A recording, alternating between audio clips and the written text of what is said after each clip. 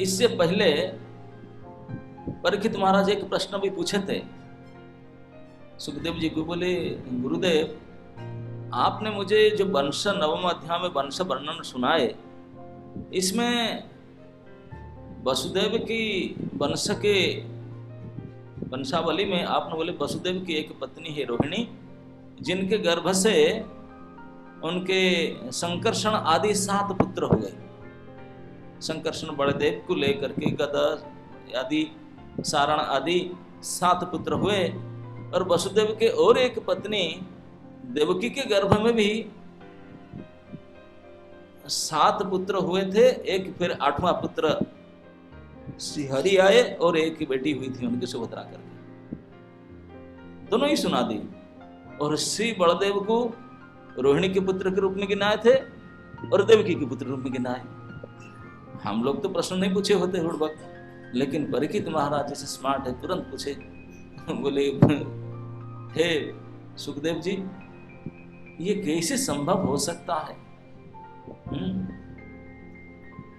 कि एक शरीर में रह करके 2 मां के गर्भ से जन्म हो सकता है? ये कैसे संभव हो सकता है ना? नहीं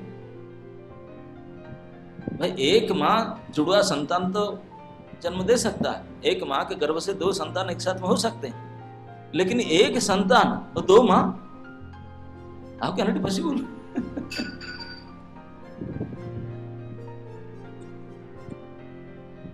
रोहिण्या स्तनया प्रोक्ता राम संकर्षणा त्वया देवकी गर्भ संबंध कुतो देहांतरंग बिना। अभी देह तो बदले ही नहीं, एक ही देह में रोहिणी की बेटा भी और बस देवकी के बेटा भी। ये तो भाई आजकल मेडिकल साइंस कितने ऊपर को चले गए, लेकिन समझ भी नहीं पाएंगे, करना तो दूर की बात है। 2 मां के गर्भ से एक बालक अभी है विद्यमान, एक ही शरीर में 2 मां है। यद्यपि परीक्षित महाराज भगवान की अचिंत्य अनंत शक्ति के परिचित थे, वो जानते थे, और वो जानते थे कि भगवान बलराम साक्षात परमेश्वर कृष्ण ही है, उनसे कुछ कमी नहीं है। इसलिए यहाँ स्वराट शब्द से ही सूचित किया जाता है। और अनंत शब्द में देश काल आदि से जिनको कोई सीमा से बंधन नहीं किया जा सकता, ऐसे अनंत और स्वराट मतलब साक्षात से भगवान है, और भगवान के शक्ति उनमें नहीं थे, तो भगवान तो कुछ भी कर सकते हैं। उनके लिए 2 माह से क्या 10-20 माह से भी एक साथ प्रकट होना कौन सी बड़ी बात नहीं है ना? उनके लिए कोई आश्चर्य कुछ होता ही नहीं उनके लिए, तो वो तो हो सकता है। लेकिन परीक्षित महाराज ये जानना चाहते हैं कि श्री बलराम स्वराट होते हुए, पूर्ण स्वतंत्र ईश्वर होते हुए, वो जानबूझ करके पहले देवकी के गर्भ में आए, फिर वहां से ट्रांसफर होकर रोहिणी गर्भ में आए, उनके स्वेच्छा से ईसा किए, 2 मां को स्वीकार किए, या उसके पीछे और कोई रहस्य है कि भगवान ने बोले उनको ऐसा करने के लिए कि जरूर अगर बलराम जी ने अपने स्वेच्छा से किए तो उनके कोई निश्चित भक्ति का परिपाटी, सेवा की परिपाटी होगा, कोई अचिंत्य सेवा की वासना होगा उनके मन में। और जब भगवान ने बोले तो भक्त वात्सल्य की, भगवान ने बोले तुम ऐसा करो, ऐसे भी कर सकते हैं। तो क्या है, क्यों ऐसा किए? बलराम के जन्म रहस्य का प्रश्न वो पहले ही पूछ दिए थे। अब उनको जेल में डाल दिया वसुदेव देवकी को, और क्रम अनुसार एक के बाद एक उनके पुत्र को मारते गया कंस। 6 पुत्र को तो मार चुका था। माता देवकी का 6 संतान जेल में, एक तो आउटसाइड थी जेल हुआ था, घर में हुआ था, बाकी 5 जेल में हुए थे। तो उनको कंस ड्यू टाइम में जाकर मारा था।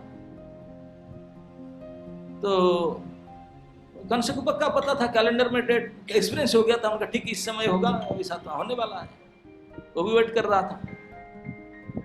अभी 6 गर्भ होने के बाद 7वां बार माता देवकी ने गर्भवती हुई। कंस को क्योंकि फाइनल मैच अभी आने वाला है, सेमीफाइनल है ये, तो इसलिए वो ज्यादा सतर्क हो गया, थोड़ा सिक्योरिटी और बढ़ा दिया, और होशियार हो गया। लेकिन सुखदेव जी कहते हैं कि इस बार की जो 7वां गर्भ हुआ कुछ विशेष था। ये जो बाकी पहले के देवकी माँ के गर्भ में जो आ रहे थे वो ऐसा नहीं था। ये 7वां गर्भ विशेष था ना, क्या ना, ये जो 7वां गर्भ में जो आए वो साक्षात भगवद अंश अनंत देव आए शंकर। ये कोई दूसरे कोई थे नहीं,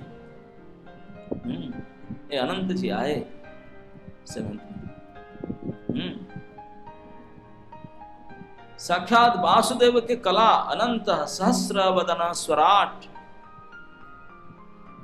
वासुदेव के कला कहने का मतलब है साक्षात वासुदेव उनके अंश वही हैं। अनंत मतलब जिनका कोई सीमा नहीं है, कोई देश में कोई काल में सीमित नहीं हो सकते हैं, सबसे परे, देश काल आदि सीमा से परे।